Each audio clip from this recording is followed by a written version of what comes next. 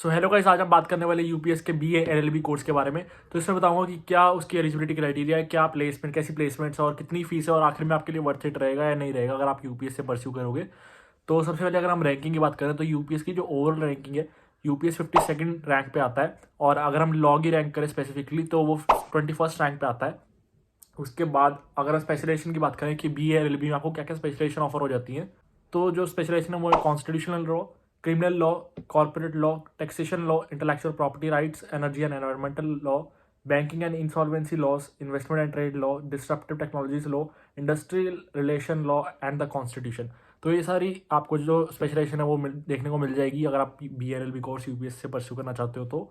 और उसके बाद अगर हम एलिजिबिलिटी क्राइटेरिया की बात करें तो आपके 50% मार्क्स होने चाहिए मिनिमम 10th और 12th में। और आपने यूएल सैट, क्लैट या एल सेट या सीयूईटी या फिर बोर्ड के मार्क्स के अकॉर्डिंग आपकी एडमिशन होती है, उसके बेसिस पे आपकी एडमिशन होती है।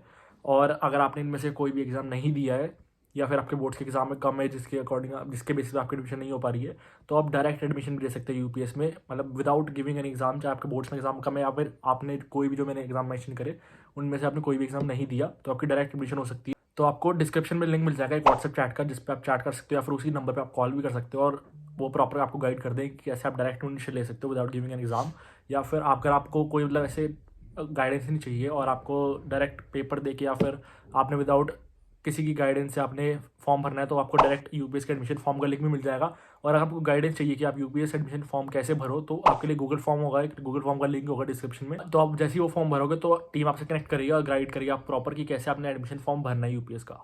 तो उसके बाद अगर हम बात करें कि फ़ीस की, तो B L L B course की जो फीस है, फर्स्ट सेमेस्टर की जो फीस है वो 1,82,000 और सेकंड सेमेस्टर की भी 1,82,000 है और थर्ड और फोर्थ सेमेस्टर की 1,96,000 ईच और फिफ्थ और सिक्स की 2,11,000 ईच और सेवन्थ और एट्थ सेमेस्टर की 2,28,000 ईच और नाइन्थ और टेंथ सेमेस्टर की 2,42,448 ईच।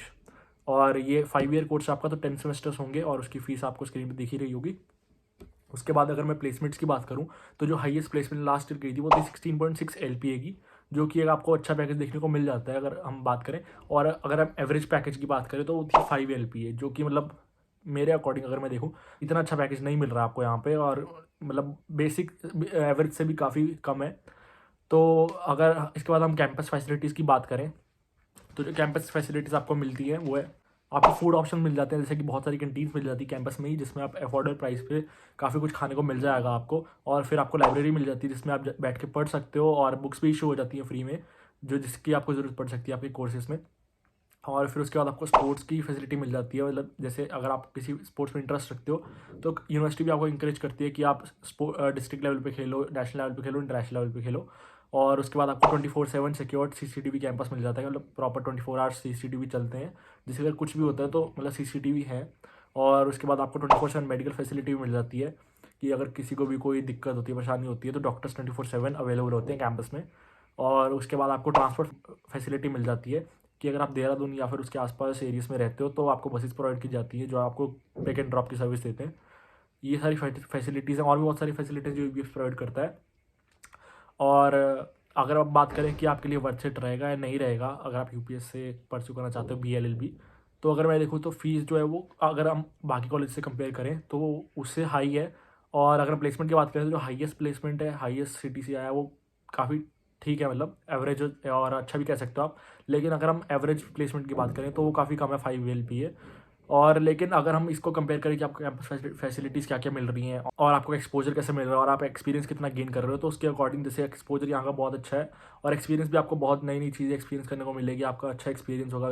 तो एक्सपोजर और एक्सपीरियंस को अगर हम देखें और जो फैसिलिटीज़ हैं वो देखें तो फीस उसको मैच कर रही है। और अगर आपको प्लेसमेंट का इतना नहीं है, मतलब कि आपको चाहिए कि मिनिमम प्लेसमेंट मतलब एवरेज प्लेसमेंट लग जाए, तो आप यूपीएस में ट्राई कर सकते हो, तो आपके लिए वर्थ इट रहेगा ऑब्वियसली, क्योंकि फैसिलिटी से रिच मिल रही है, एक्सपीरियंस भी नया मिलेगा आपको। तो आप ज़रूर आप कंसिडर कर सकते हो यूपीएस को अपने लिस्ट में। बाकी आप एक प्रॉपर रिसर्च करना इंटरनेट पे भी यूपीएस में एडमिशन लेने से पहले, प्रॉपर सारा कुछ देख के आना कि क्या है कैसे है। मैं अपना ओपिनियन बताऊं तो आप आओ और एक्सपीरियंस गेन करो, एक्सपोजर आपको अच्छा मिलेगा तो आप यूपीएस में आ सकते हो।